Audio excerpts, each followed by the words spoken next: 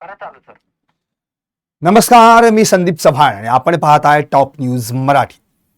आज संपूर्ण महाराष्ट्राचं संपूर्ण महाराष्ट्राचं लक्ष लागून राहिलं होतं ते केवळ आणि केवळ फक्त बीड जिल्ह्यावर.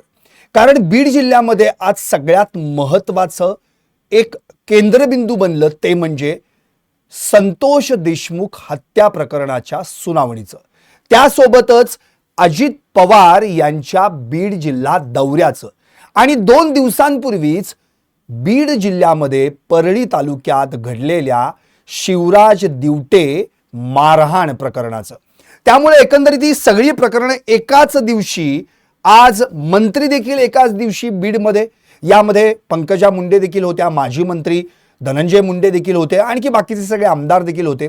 आणि बीड जिल्ह्याचे पालकमंत्री झाल्यानंतर पहिल्यांदाच अजितदादांचा हा शासकीय दौरा बीड जिल्ह्यामध्ये होता. अर्थात या सगळ्यांमध्ये सगळ्यात महत्त्वाची जी गोष्ट जर आपण आज पाहिली तर अजितदादा नेमकं आज तिथल्या वाढत्या गुन्हेगारीच्या पार्श्वभूमीवर काय बोलणार याकडे सगळ्यांचं लक्ष लागलं होतं. कार्यकर्त्यांना काही सूचना करणार का, किंवा काही मंत्री आमदार यांना घेऊन काही वेगळी बैठक करणार का? पण असं काही घडलंय असं आता तरी सध्या ऐकिवात नाही. कारण आज एकतर संतोष देशमुख हत्या प्रकरणाची सुनावणी होती, ती सुनावणी पार पडली, त्याची तारीख 3 जून म्हणून पुढची तारीख देखील देण्यात आली. इकडे अजितदादा बीड जिल्ह्याच्या दौऱ्यावर गेल्यानंतर त्यांनी त्यांचा दौऱ्यानुसार नियोजित कार्यक्रम आटोपला. पण शिवराज दिवटे हा ज्या रुग्णालयात उपचार घेतोय त्याला अजितदादा भेटायला जाणार का, याकडे देखील अनेकांचं लक्ष लागून राहिलं होतं. पण याबाबत मात्र घनघोर निराशा झाली. अजितदादा शिवराज दिवटे याला भेटायला गेले नाहीत.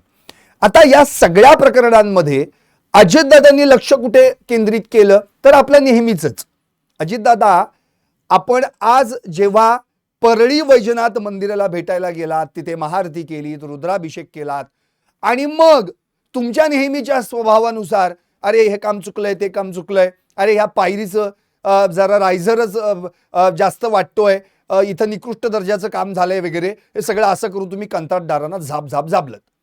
पण एवढं सगळं तुम्ही केलं हे खरं आहे, पण या बीड जिल्ह्यातल्या गुंडांनी पायरी सोडली आहे त्याचं काय, त्याच्याबद्दल तुम्ही काही भाष्य केलंच नाही.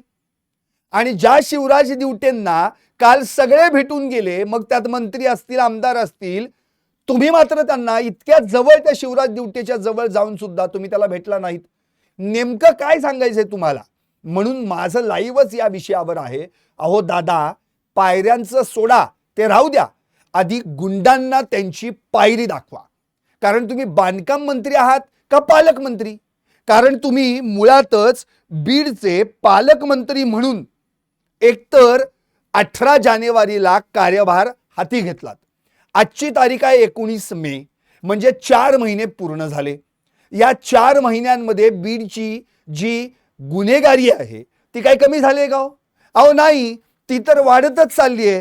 ती कमी होण्याचा प्रश्न येतच नाहीये. खरं तर आता त्याच्याकडे जर आपण लक्ष दिलं तर या संपूर्ण 4 महिन्यांमध्ये तुम्ही पालकमंत्री झाल्यापासून काय काय घटना घडल्यात बघा. सतीश भोसले उर्फ खोक्या याचे सगळे कारनामे बाहेर पडले. त्यानंतर एका वकील महिलेला 10 ते 12 जणांनी एकटी गाठून तिला अमानुष मारहाण केली. नंतर कडा परिसरातील ट्रक चालक आहे विकास बनसोडे, याचा बेदम मारहाणीत मृत्यू झाला. शिवराज दिवटे 2 दिवसापूर्वीच घडलेलं अपहरण, त्यानंतर त्याला गुरासारखं, जनावरासारखं 10-12 जणांच्या टोळक्यानं मारलं, बेदम मारलं. नंतर गेवराई तालुक्यातील अर्धमसला या गावात 2 जणांनी एका मशिदीत स्फोट घडवून आणला. नंतर एका भाजप कार्यकर्त्याची दिवसा ढवळ्या कोयत्यानं वार करून हत्या करण्यात आली.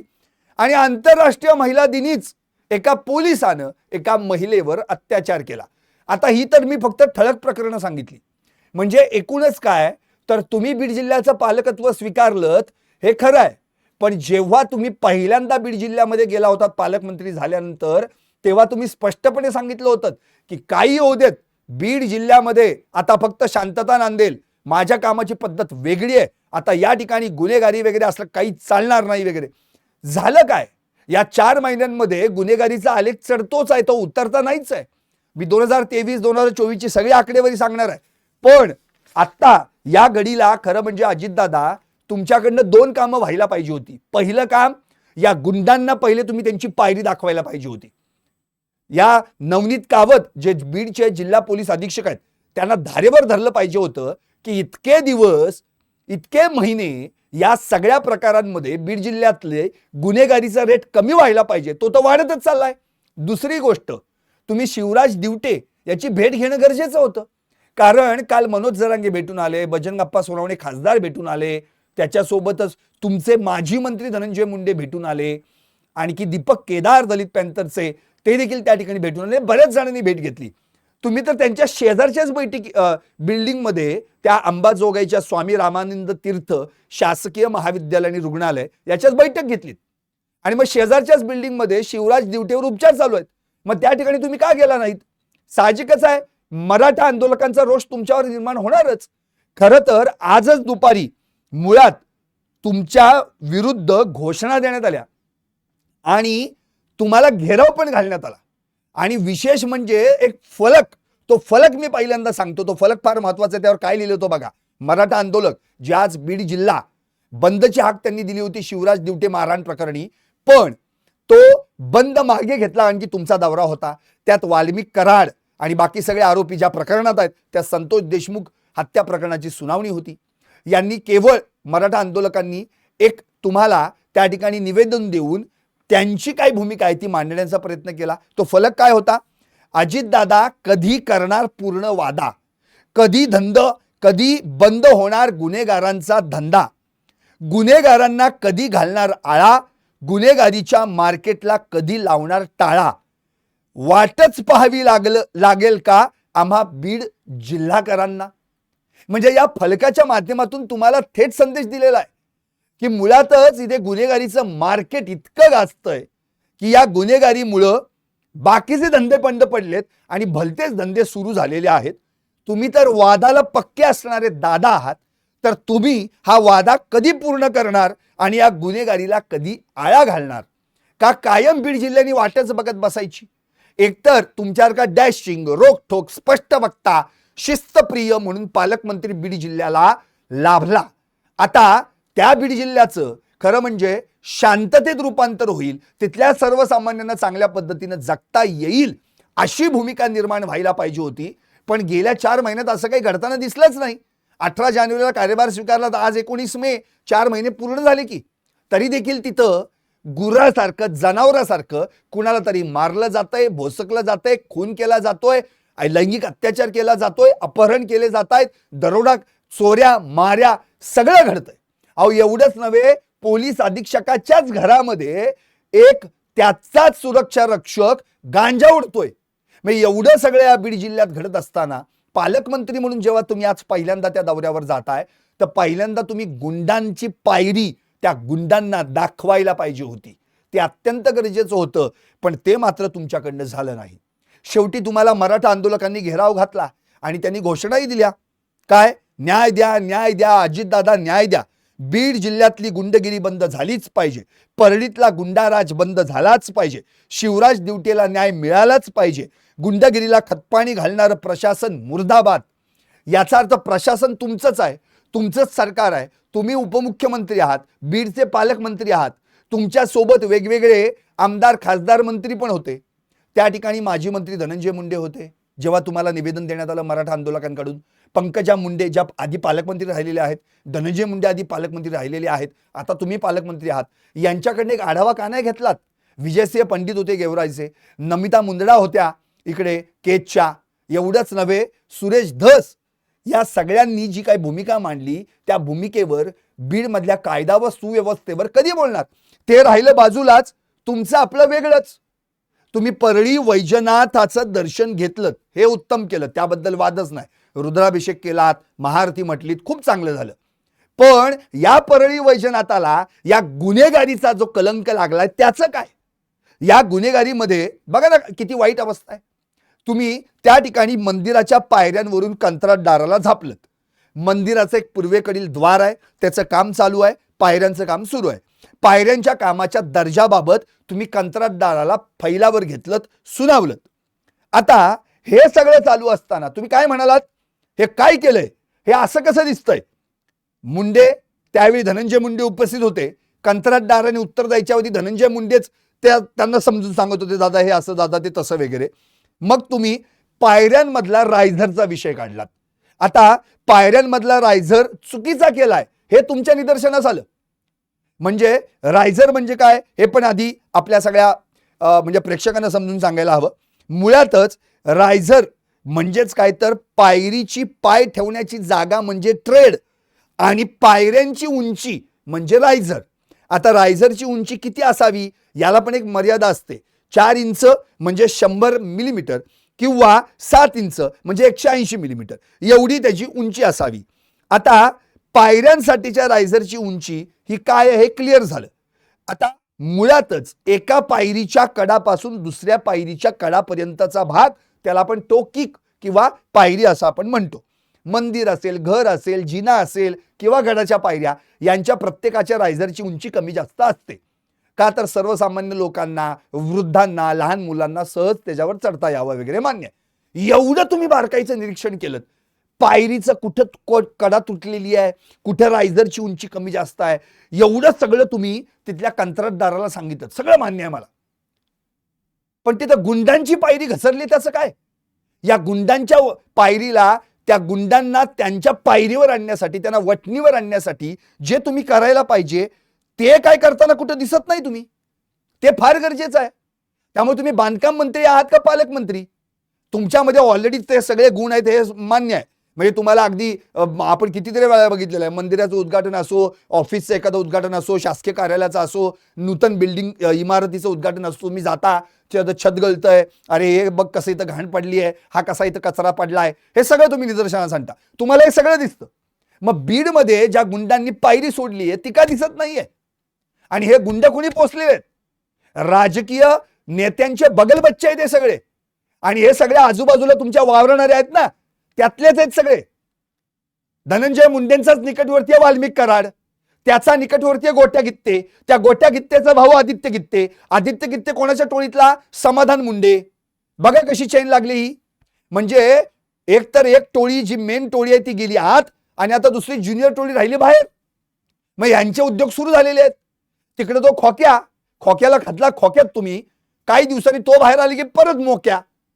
हे एवढं सगळं आता मध्ये बीडचे पोलीस अधीक्षक नवनीत कावत यांनी मकोका लावला, 5 टोळ्या आत घातल्या, त्यातल्या काही जणांना जामीन मिळाला, काही जणांना आत मान्य. म्हणजे नुसता मकोका लावला म्हणजे झालं का? दुसरी गोष्ट, तुम्ही स्वतःहून शिवराज दिवटे याचा व्हिडिओ बघितला होता, त्याला कसं मारहाण झाली हे तुम्ही स्वतःहून पाहिलं होतं. नुसतं नाही पाहिलं, ते पाहून तुम्हाला धक्का बसला असं तुम्ही म्हणालात. काय जनावरं सुद्धा असं मारत नाही असं तुम्ही म्हणाला होतात. आणि हे जर वाईट प्रवृत्तीचे असतील गुन्हेगार तर यांना मकोका लावण्यात पुढे मागं बघू नका अशा सूचना देखील तुम्ही केल्या होत्या. मग एवढं सगळं झाल्यानंतर आज तुम्ही स्वतः शिवराज दिवटेची गाठ घ्यायला हवी होती, त्याची विचारपूस करायला हवी होती. तुम्हाला पायरीचा रायझर कमी जास्त झालाय का, त्याची कडा तुटले का हे दिसलं, पण शिवराज दिवटेच्या अंगावर किती जखमा झाल्यात, त्याला किती वळ उठलेत अंगावर हे बघावंसं वाटलं नाही? म्हणजे एखादी निर्जीव वस्तू आहे त्या पायरीची, त्या पायरीला काय अडचण झाली ते तुम्हाला बघायला सोपं वाटलं. ते तुम्ही तिथं बघून आलात, तिथं झापलात त्या कंत्राटदाराला. परत जर असं चुकून दिसलं पुढच्या वेळी तर कडक कारवाई केली जाईल म्हणून कंत्राटदाराला झापलत तुम्ही. मग ज्या गुंडांनी पायरी सोडली, त्यांची बेदम मारहाण केली, अमानुष मारहाण केली ज्या शिवराज दिवटेला, त्याच्या अंगावरचे वळ पाहून, त्याच्या अंगावरच्या जखमा पाहून, त्याच्या डोक्यावर हात फिरून तुम्ही हे वाक्य का नाही म्हणालात की या गुंडांना पण त्यांची पायरी दाखवीन म्हणून, या गुंडांना पण कठोर कारवाई गुंडांवर केली जाईल म्हणून का नाही म्हटलात तुम्ही? आणि त्यामुळं मराठा आंदोलकांनी तुमचा निषेध केलाय. गंगाधर काळकुटे मराठा आंदोलनाचे समन्वयक, त्यांनी तर स्पष्ट म्हटलंय की अजितदादा अत्यंत कोत्यामानाचे आहेत. जेव्हा पश्चिम महाराष्ट्र आणि बारामतीचा एखादा विकासाचा विषय भाग येतो तेव्हा अजितदादा त्या ठिकाणी सक्रिय असतात, पण बीडचा विकासाचा भाग म्हटला की अजितदादा मागे सरकतात. हे का म्हटलं त्यांनी, कशामुळे? बाकीचं तुम्ही बीडचं सगळं बाकीचं पाहताय, जिथं पैसे ओतलेले आहेत, काम धंदा वगैरे सगळं मान्य आहे, पण जिथं तरुणांना मारलं जातं, अमानुषपणे मारहाण केली जाते, त्या शिवराज दिवटेला बघायला जायला तुम्हाला अडचण आली होती. मान्य आहे, तुमच्या दौऱ्यामध्ये शिवराज दिवटे याला भेटण्याचं प्रयोजन नसेल, मान्य करतो मी. अरे पण एक माणुसकी म्हणून, एक त्या बीडचे पालक आहात तुम्ही, पालकत्व म्हणजे त्या शिवराज दिवटेचं पालकत्व तुमच्यावर जबाबदारी आहे. कारण की त्याच बीड जिल्ह्यातल्या टोळक्याने त्यांना मारलेलं आहे. तर अशावेळी तुमची जबाबदारी आहे. बाबा मी याच शासकीय रुग्णालयामध्ये आलेलो आहे अंबाजोगाईच्या, तिथल्याच काही कामांचं उद्घाटन आहेत, काही विकास कामांची पाहणी आहे. तर ती बैठक झाल्यानंतर मी त्या बिल्डिंगमध्ये जातो आणि शिवराज दिवटे याला भेटून येतो. म्हणून का नाही गेलात तुम्ही? शिवराज दिवटेला त्याच्या डोक्यावरनं मायेचा हात का नाही फिरवलात तुम्ही? आणि गुंडांच्या पाठीवर हात फिरवण्याच्या सूचना पोलिसांना का दिल्या नाहीत? अहो त्याच्या वडिलांवर दबाव आला होता काल परवा. स्वतः सुरेश धस म्हणालेत रात्री 1:30-2 वाजता फोन करतात आणि केस मागं घ्या म्हणून दबाव येतोय. हे काय प्रकार आहेत? हे कोण आहेत गुंड? अहो कोण हे? मिसरूड पण फुटली नाही यांना काल परवाचे. सुरेश धस यांनी याच्या बद्दल मोठा अक्षरशः बॉम्बस्फोट केला. मी तर म्हणतो गौप्यस्फोट नाही, बॉम्बस्फोट. काय म्हटलं माहितीये सुरेश धस? ही जी टोळी आहे ना, ही पूर्ण नशेत असते. ओठ कापतात, स्वतःचा ओठ, आणि त्या ओठात गोळी ठेवतात नशेची, आणि 6-6 तास त्या नशेत राहतात. आणि अशी नशा करूनच या गुंडांनी त्या शिवराज दिवटेला मारहाण केलेली आहे. अहो या बीड जिल्ह्यात हा गांजा, ड्रग्ज, ही नशेखोरी येतेच होते कशी? या पोरा सोरांना, या पोरा ढोरांना ही नशाच्या गोळ्या, हे ड्रग्ज, हा गांजा मिळतो कसा? हा प्रश्न पहिला पडतो इथं. अब पोलीसच गांजा वडतोय एसपीच्या घरात बसून. आता पुढे काय बोलायचं? काय बोलणार पुढे तर सांगा मला? अवैध धंदे आहेत तसेच, मटक्याचे धंदे आहेत तसेच, वाळू, राख, त्याच्यावर नियोजन आणलं तुम्ही. आता राख उचलण्याचं टेंडर बिंडर मान्य आहे. अर्पणे गुंडांचं काय? त्या शिवराज दिवट्याला उचलून नेला, अपहरण करून संतोष देशमुख पार्ट 2 करू म्हणून मरस्तवर मारलाय त्याला. कसा विवळत होता तुम्ही ऐकलंय स्वतः. ती रत्नेश्वर मंदिरातली जर लोक वरती आली नसती ना, तर संतोष देशमुखच झाला होता त्याचा. अहो अशा वेळी तुमच्या म्हणजे 20 पैकी 7 जण सापडलेत, ते आहेत आत. उद्यापर्यंत त्यांना पोलीस कोठले. उरलेल्या 13चं काय झालं? एवढे कुठं फरार झाले? अहो किती पोर आहेत ती? 18 वर्ष 10 महिने, 18 वर्ष 5 महिने, 18 वर्ष 4 महिने, 22-23 पावशर पण अजून आयुष्य जगली नाहीत ती. ही सगळी एकत्र येऊन मारतात. आता याच्या आधीचा एक व्हिडिओ बाहेर आलाय. तो व्हिडिओ जो आहे, त्या व्हिडिओचा जर विचार केला आपण, तर त्या समाधान मुंडेला गावकऱ्यांनी मारलेला आहे. आता तो व्हिडिओ नेमका त्याच दिवशीचा आहे, हे कशावरनं समजायचं? बरं तसा तपास पोलिसांनी करावा. आज म्हटलेत नवनीत कावत, जर समाधान मुंडेला जी मारहाण झाले, त्या मारहाणीबाबतची तक्रार आमच्याकडे आली तर आम्ही गुन्हा दाखल करू. त्यामुळे आता समाधान मुंडेला झालेली मारहाण आणि समाधान मुंडे आणि त्याच्या टोळक्यानं शिवराज दिवटे याला केलेली मारहाण, या दोघांमध्ये काही संबंध आहे का, याचा देखील तपास करणं अत्यंत गरजेचं आहे. खरं तर मुळातच त्याचे वडील नारायण दिवटे यांना जेव्हा या संदर्भात काही प्रसार माध्यमांनी विचारलं, तेव्हा त्यांनी स्पष्टपणे सांगितलेलं आहे की इथं जातीपातीचा काही संबंधच नाहीये. त्याच दिवशी आमचा एक नातेवाईकांपैकी कुणाचं तरी लग्न होतं भावकीतलं, म्हणून आम्ही आपलं तिकडं गेलो, या शिवराजला तिकडं पाठवून दिलं. तो गेला, त्या अखंड हरिनाम सप्ताह जेवला वगैरे, काय झालं पिलं. नंतर त्यांच्या त्या पोरांच्यात आणि ग्रामस्थांच्यात काय भांडणं भिन्न झाली, तिथली पोरं वगैरे. आणि हा बाहेर आपला लांब तिकडे उभा होता, त्यालाच धरला, त्यालाच उचलला आणि त्यालाच मारला. याच्यात जातीपातीचा संबंध नाही. आणि स्वतः त्याचे वडील बोलतायत हे सगळे नशेबाज, ड्रग्जवाली, गांजा पिणारी पोर आहेत म्हणून. आणि माझा पोरगा त्यांना ओळखत नाही असंही ते म्हणाले. आता याच्यात काय खरं काय खोटं हे पोलीस तपासात पुढे येईलच, त्याबद्दल वादच नाही. पण प्रश्न आहे, असं गुर्रागत मारतात, असं उचलून घेऊन मारतात. दुसरी गोष्ट या जोडीला आणखी एक महत्वाची, त्या शिवराज दिवटेला मारल्यानंतर त्याच्या छातीत इतकं दुखतंय, आज सुद्धा त्याच्या छातीत दुखतंय, डावा डोळा दुखतोय. त्याचं काय बरं वाईट झालं तर कोण जबाबदार आहे या गोष्टीला? आणि मोकाट ही पोरं बिंदास मारतात. म्हणजे या सगळ्या प्रकरणाकडे लक्ष देणं अत्यंत गरजेचं आहे. पण याकडे कोणीही बघेना अशी परिस्थिती निर्माण झाली आहे. म्हणजे एकीकडे तुम्ही ठेकेदाराला पायऱ्यांच्या बांधकामावरनं झाप झाप झापताय, दुसरीकडे काय घडलंय माहितीये? दुसरीकडं तुमच्याच पक्षातले आमदार नांदेडचे लोहा कंदारचे प्रताप पाटील चिखलीकर तिकडं एका मटका किंगला तुमच्या पक्षात प्रवेश करून घेण्यासाठी पायगडे घालतायत. म्हणजे एकीकडे तुम्ही पायरीवरनं कंत्राटदाराला झापायचं आणि दुसरीकडं गुन्हेगारांना पक्षात घेण्यासाठी त्यांच्यासाठी पायगडे टाकायच्या. आता हे तुम्हाला अंधारात राहून केलंय का तुम्हाला माहित आहे का नाही माहिती हा प्रश्न तुम्हालाच माहिती. स्वतः अशोक चव्हाण माजी मुख्यमंत्री आणि भाजपचे आत्ताचे राज्यसभेचे खासदार म्हणतायत की हे अजित पवारांना माहिती आहे की नाही कुणास ठाऊक का त्यांना अंधारात राहून ठेवून केलेलं आहे, अंधारात ठेवून काम केलंय प्रताप पाटील चिखलीकरांनी. तो जो कोण आहे त्याचं नाव काय, नांदेड मधला तो मटका किंग आहे, त्याला अनवर अली खान असं त्याचं नाव आहे आणि त्याच्यावर किती गुन्हे दाखल आहेत माहितीये? मटक्याचे गुन्हे, प्राणघातक हल्ला करणे, अवैध पिस्तूल बाळगणे आणि अवैध पिस्तुलातून गोळीबार करणे, दरोडा, हाणामारी असे सगळे गुन्हे दाखल आहेत. आता अजितदादा तुम्ही जेव्हा पालकमंत्री झालात आणि बीडला गेला होता पहिल्यांदा तेव्हा तुमच्याच तोंडातले एक वाक्य मी तुम्हालाच ऐकवतो होता सगळ्यांना. अख्ख्या टॉप न्यूज मराठीच्या प्रेक्षकांनी महाराष्ट्राने वाक्य ऐकायला पाहिजे. काय वाक्य होतं? एकेकाळी दादांनी बीडमध्ये जाऊन केलेले वक्तव्य आहे बघा, आठवतंय का तुम्हाला? पक्ष प्रवेश देताना तो कार्यकर्ता चारित्र्य संपन्न असला पाहिजे. हे बघा, 2 नंबरचा धंदेवाला असेल तर तो टायर मध्ये गेलाच म्हणून समजा. हे तुमचं वक्तव्य आहे. आता मटका किंग हा काय धुतल्या तांदळासारखा झाला का? तुमच्याकडे पण एक वॉशिंग मशीन तयार झाली. जसं म्हणतात भाजपकडे वॉशिंग मशीन आहे तसं तुमच्याकडे पण एक वॉशिंग मशीन आहे का? मटका किंग वगैरे तुमच्या पक्षात तुम्ही घेतलेत. आता हा तर टायर मध्ये गेला पाहिजे तुमच्या वाक्यानुसार. हे चारित्र्य संपन्न आहेत का? म्हणजे असे सगळे नको ते उद्योग करणारी माणसं पक्षात घ्यायची एकीकडं, त्यांच्यासाठी पायगड्या घालायच्या आणि तिकडं पायरीवरून ते कंत्राटदाराला झापायचं.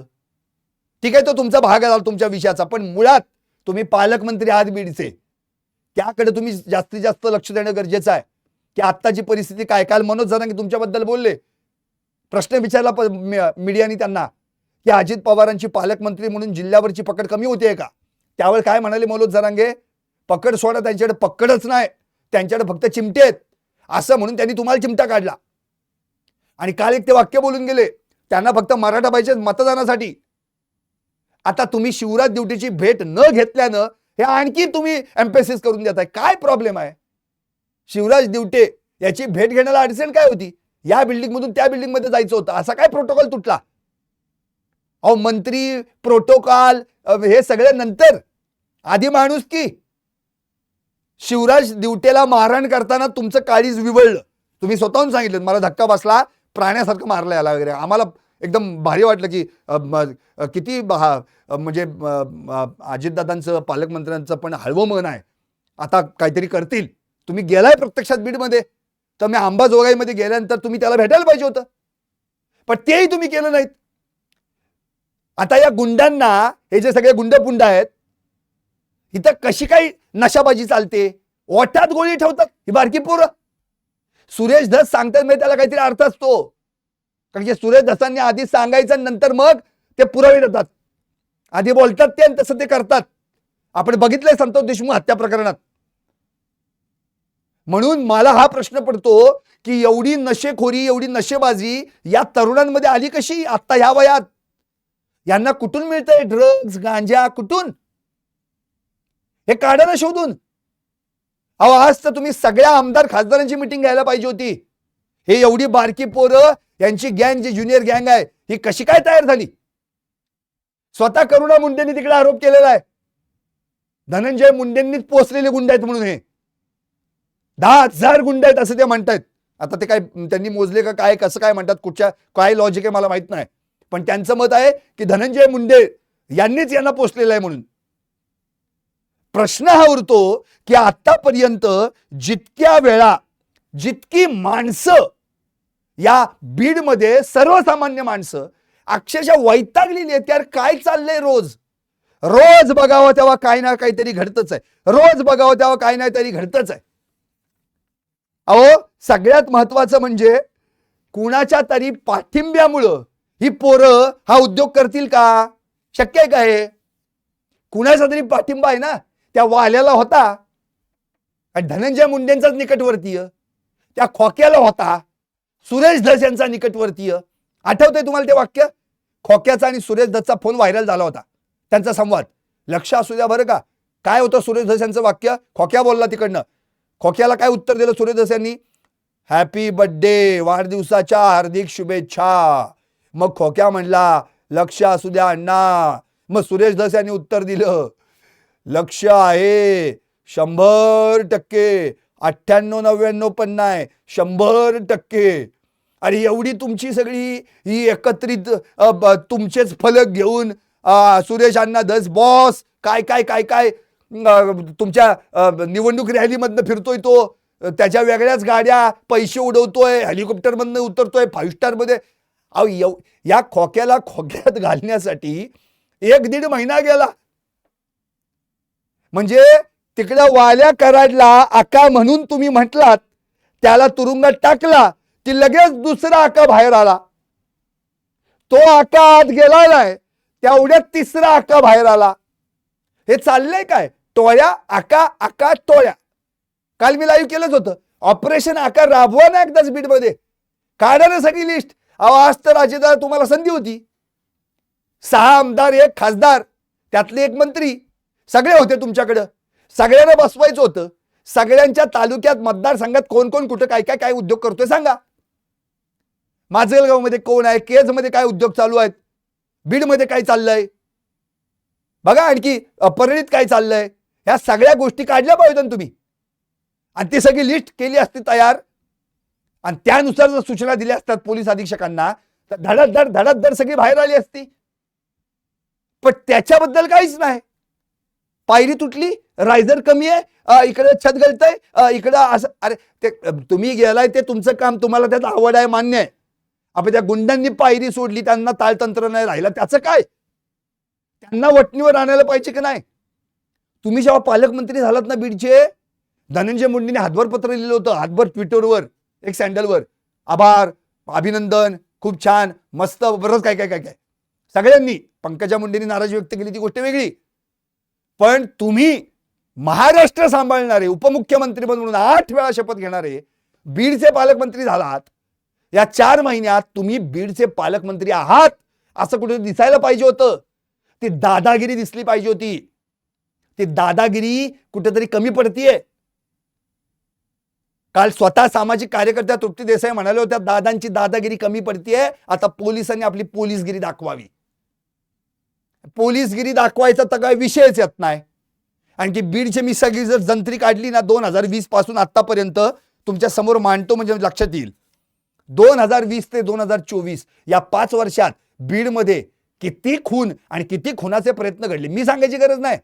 महाराष्ट्र ज्याला आपण म्हणतो गृह विभाग आहे, त्याच्या संकेतस्थळावर जा, वेबसाईटवर तुम्हाला सगळी माहिती मिळेल. स्वतः दस्तूर खुद्द मुख्यमंत्री देवेंद्र फडणवीस यांनी विधानसभेत आकडेवारी जाहीर केलेली आहे. आता बघा ना, 2020 53 खून आणि 15 खुनाचे प्रयत्न. 2021 69 खून, 139 खुनाचे प्रयत्न.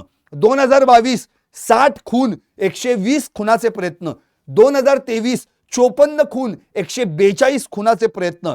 2024 39 खून, 177 खुनाचे प्रयत्न. म्हणजेच 2020 ते 2024 या 5 वर्षात किती खून झाले? 275.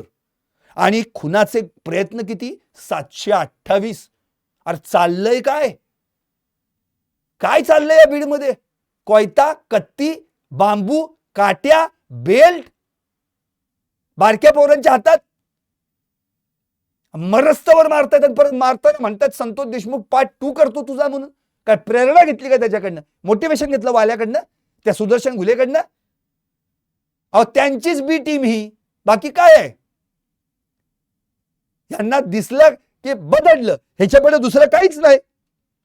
आता अशा बीडचं दादांनी पालकत्व स्वीकारल्यानंतर काही बदल घडेल असं वाटलं होतं, पण 2025 मध्ये गुन्ह्यांचं प्रमाण मात्र काही कमी झालेलं नाहीच आहे. आणि दुसरी गोष्ट, जो काही ते मराठवाड्यामध्ये वाद चाललाय ना गेली कित्येक दिवसांपासून, मराठा वंजारा, अहो असलं काही नाही. बिनकामाचा वाद लोकसभेपासून सुरू झाला आणि त्याच्यानंतर बिनकामाचे गुन्हे दाखल झाले. कसला मराठा वंजारा वाद काढताय? गुन्हेगाराला जात असते का? अहो कुठल्याही जातीत कुठलाही माणूस कधी वाईट प्रवृत्तीला जाईल आणि कधी गुन्हेगार बनेल हे तुम्ही आम्ही सांगू शकतो का? आता तो आपल्या जातीचा गुन्हेगार असू दे, घे त्याला जवळ, ए बा त्याला दे भाकरी खायला पाहिजे, आज गोदडी द्या त्याला झोपायला. शक्य आहे का? असं करू का आपण? अरे गुन्हेगार तो गुन्हेगार, त्याच्यापुढे नाही चालत. वाल्या जेव्हा दरोडेखोर होता तेव्हा त्याच्याबद्दल काय बोललं जात होतं आणि त्याचा वाल्मिकी झाल्यावर काय बोललं जातं? फरक आहे ना. अहो काय जातीय गुन्हे किती दाखल झाले बीडमध्ये 2024 मध्ये? 2024 मध्ये 11 महिन्यात दखलपात्र आणि अदखलपात्र असे 237 जातीय गुन्हे दाखल झाले होते एका वर्षात. काय त्यात? वैयक्तिक वादाला जातीय रंग देण्याचा प्रयत्न, सामाजिक सलोखा बिघडवण्याचा प्रयत्न. कशाला हे उद्योग? कोण करतंय? दोन समाज, दोन जातींमध्ये वाद चालू. आपलं सोशल मीडियावर एखादी कोणी पोस्ट टाकली की त्याच्यावर कमेंट आलीच जातीची आणि स्टार्ट. अहो आता मी तुमच्याशी बोलतोय ना, मलाही विचारतात तू कुठल्या जातीचा? माहीतही नाही ह्यांना माझी जात, डायरेक्ट माझी ही जात आहे म्हणून लिहून पण टाकतात. म्हणजे आडनावावरनं जात ठरवणार का तुम्ही? किती वर्षांनी, किती युग गेली, पिढ्या गेल्या, तरी अजून आम्ही आडनावावरनच जाती ठरवत बसलोय. अहो स्वतः जिल्हा पोलीस अधीक्षक नवनीत कावत यांनी किती उत्तम निर्णय घेतला. पोलिसांचा जो बॅच आहे वर्दीवरचा, आडनावच गायब केलं, फक्त नाव. कशासाठी केलं त्यांनी हे? पोलिसांमध्ये वाद नको. पण आम्ही फक्त पहिल्यांदा भेटलो की पहिले बघतो जात कुठली, आडनाव काय, कुठल्या गावचा, स्टार्ट. म्हणजे हे सगळे जे चाललंय ना लोकसभा निवडणुकीत, तर हा जातीयवाद इतका दिसला ना. त्यानंतर केस तालुक्यामध्ये नांदूर घाट गाव आहे, दगडफेक घडली होती. तिथं दगडफेकीचा प्रकार झाला होता. 2 भिन्न समाजातून वादातून घडलेल्या गुन्ह्यांची संख्या किती होती माहिती? 30. लोकसभा निवडणुकीनंतर एकाच महिन्यात म्हणजे जुलैमध्ये 7 गुन्हे दाखल झाले होते. माजलगाव मध्ये म्हणजे शहरात सर्वाधिक अदखलपात्र 29 जातीय गुन्हे दाखल झाले होते. मस्साजोग नंतर मस्साजोगचं प्रकरण संतोष देशमुख 9 डिसेंबरला घडलं, हत्या प्रकरण. त्याच्यावरनं पण मराठा वंजारा जातीय रंग द्यायचा प्रयत्न केला. अरे काय संबंध? मारणाऱ्याला जात नाही, मारणाऱ्याला जात नाही, संबंध येतो कुठं? म्हणजे एवढं सगळं घडलं तरी अजून 2025 मध्ये हे उद्योग चालूच आहेत. अहो पहिल्यांदा बीडची जी कीड आहे ना, ती कीड पहिल्यांदा संपवली पाहिजे. आणि ही कीड इतकी भयानक आहे, ती म्हणजे या गुन्हेगारीची. या गुन्हेगारीला पहिले तिचा नांगा ठेचला पाहिजे. आणि तो नांगा ठेचण्यासाठी या टोळ्यांचे जे म्होरके आहेत ना, त्यांना पहिले गजाआड केलं पाहिजे. काढा ना शोधून. तो आदित्य गित्ते, गोट्या गित्तेचा भाऊ आदित्य गित्ते तरुण मित्र मंडळ परळीमध्ये चालू होतो, त्याचा व्हिडिओ व्हायरल झाला. तो मारतो एका कुणाला तरी, तो त्याच्यापेक्षा वयाने जास्त, योगीराज गित्ते म्हणून. त्याच्या जोडीला सचिन मुंडे, हे दोघं बेल्टने हाणतायत त्याला. आणि मारल्यावर परत म्हणतायत माफी माग, दादाची माफी माग, तू असं का बोलला? आता दादा कोण हे नंतर कळालं. वाल्याचं पोरग, त्याचा धाकटा पोरगा श्री गणेश कराड. आता त्यांनीच परत त्या योगीराज गित्तेची तक्रार घेऊन ये म्हणून पोलिसात फोन केला, असं योगीराज गित्तेने दावा केलाय. अरे चाललंय काय? म्हणजे बाप आत, पोरगे ऍक्टिव्ह. म्हणजे ही सगळी पाळमुळं कुठं पसरलेली आहेत. आणि या सगळ्यांचा संबंध कुठे ना कुठेतरी पॉलिटिकल कनेक्शनशी जोडला जातो. हा याचा जवळचा, तो त्याचा जवळचा. आजच बघितलं उदाहरण आम्ही. राष्ट्रवादी शरद पवार पक्षाचे बजरंग बाप्पा सोनवणे खासदार, जे अजित दादांना भेटायला चाललेले आहेत, तिथं धनंजय मुंडे उभे आहेत. अहो बघितलं सुद्धा नाही एकमेकांच्या तोंडाकडे, बघितलं सुद्धा नाही. अहो तुमच्यातच बेकी आहे, तुमच्यातच एकी नाही. भले तुम्ही वेगवेगळ्या पक्षाचे असाल, वेगवेगळे विचार असतील, वेगवेगळे मतभेद असतील, अरे पण मूळ मुद्दा काय आहे? बीडची गुन्हेगारी कशी कमी करायची, बीड मधल्या गुन्हेगारांवर कसा अंकुश आणायचा, त्यांना कसा ताप लावायचा, हे महत्वाचं आहे. तुमची तोंड तुमच्या दाही दिशाला. कधी सर्वसामान्य जनतेसाठी तुम्ही उपलब्ध होणार हो? ते गुळाला मुंगळा चिकटतो तसा दादा आले की सगळी एकत्र आली, दादा गेले की सगळी आपापल्या बिळात घुसली, संपलं. अरे ह्याच्या पलीकडे काय? सर्वसामान्य जनता फिरते वाऱ्यावर, रस्त्यावर. काय त्या बीड मधली अवस्था हो? इतकी भयानक परिस्थिती या बीड मध्ये कधीच बघितली नव्हती. आणि एवढं सगळं घडतंय तरी देखील अजून बीड मध्ये गुन्हेगारीचं वर्चस्व चालूच आहे. ते काय कमी होईनाच. म्हणजे 20 ते 22 जण एका पोराचं अपहरण करतात, एका निर्जन स्थळी नेतात, मारतात. कुणाचा तरी पाठिंबा आहे म्हणून ना, कुणाचा तरी वरदहस्त आहे म्हणून ना. सुरेश दसांचं एक वाक्य आहे बघा, विकास नको, काही नको, माणसंच राहिली नाही तर विकासाचं काय करायचं? कायदा सुव्यवस्था अबाधित राहायला पाहिजे, हीच आमची मागणी आहे. ही मुलं आहेत, ती अफू ड्रग्ज ची नशा करणारी आहेत. ही मुलं ओठ कापून आतमध्ये नशेची गोळी ठेवतात, त्यानंतर 6 तास नशेमध्येच राहतात. आता एवढं सगळं जर या ठिकाणी सुरेश धस यांनी सांगितलंय, आता काय बोलायचं? काय बोलायचं? आठवड्याला एक खून बीडमध्ये मागच्या वर्षी, आठवड्याला एक खून, दर दिवसाला एक खुनाचा प्रयत्न, आणि दर 2 दिवसांआड महिलेवर लैंगिक अत्याचार. अरे काय काय चाललंय काय? हे कुठेतरी थांबलं पाहिजे ना. आता यांच्या मुसक्या वेळा पाहिजे त्या सगळ्या गुंडापुंडांच्या. पहिल्यांदा ना या राजकीय नेत्यांनी आपली जे काही तुम्ही घालता ना, ते काय ते सलवार कुर्ता काय म्हणतात ते काय मला नाही माहिती, ते पहिले झाडा, मग त्यातनं बाहेर पडल हा एक तो एक, हा गुंड तो गुंड, ही जी सगळी बिनकामाची. आणि तुमच्याकडे पण ना मंत्रीपद आहेत, आमदार आहात तुम्ही, खासदार आहात म्हणून तुम्हाला ही चिकटलेली आहेत, यांची कामं आहेत ना. यांना जसं तुम्ही बाजूला झटकाल ना झुरळासारखं, तेव्हाही सापडतील. अहो झुरळ आहे ना, झुरळ कितीही फुगला, कितीही बॉडी तयार केली तरी, कितीही बॉडी तरी काय होतं? बुटाच्या टाचेखाली आल्यावर संपला ना तो. तसंच आहे. अहो कायद्याच्या टाचेखाली या झुरळांना आणलं पाहिजे. ही फुगली तडसासारखी खाऊन खाऊन कुठल्या तरी सत्तेला चिकटायचं, माज येतो, मग पैसा येतो आणि मग उद्योग सुरू होतात. अहो बीड मधली तरुणाई काही संपवायला निघालात की काय? आता तरी आवरा स्वतःला. बाद झालं हे सगळं. हे गुन्हेगारीकरण जे चाललंय ना, हे थांबवा आता. डोळे उघडा, सजग व्हा. सर्वसामान्यांना जगू द्यात त्या बीडमध्ये, कारण की त्यांना उत्तमाचा मोकळा श्वास घेण्याला वेळच मिळालेला नाही हो. किती दिवस झाले तेच चाललंय.